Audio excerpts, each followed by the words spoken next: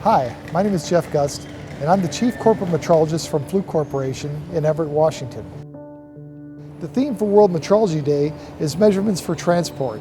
Rather than being in a laboratory, I thought we'd travel around the greater Seattle area today to explore some of the many modes of transport that are available and think about the critical measurements that are utilized to keep them up and running.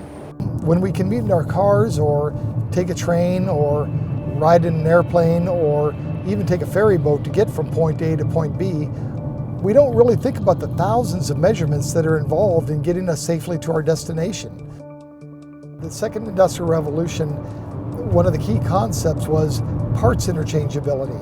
And Henry Ford took that concept and built it into his assembly line. He partnered with C.E. Johansen, the inventor of a length standard called the gauge block, and they founded the Ford C.E. Johansen company to build reference standards to calibrate their assembly line.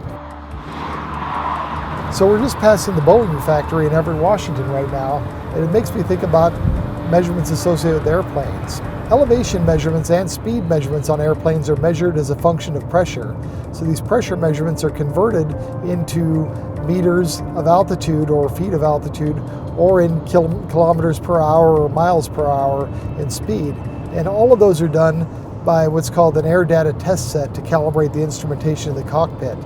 And just about every single air data test set is calibrated by Fluke pressure standards. And World Metrology Day is a day where measurement scientists from around the world celebrate the past and the future of metrology, the science of measurement. It commemorates the signing of the Treaty of the Meter in May 20th of 1875. And that really set the stage for the measurement system that we have in place today. The ferries in Washington State transport over 24 million people per year. They're propelled by a 3.5 megawatt, 4,160 volt motor. The maintenance staff use a wide variety of Fluke industrial test tools to measure the voltage, current, and temperature of these propulsion systems. Rail systems have many transducers that convert mechanical quantities like force, speed, and acceleration into electrical quantities, and as a result, there's a large array of test instrumentation on trains to monitor these measurements throughout the day.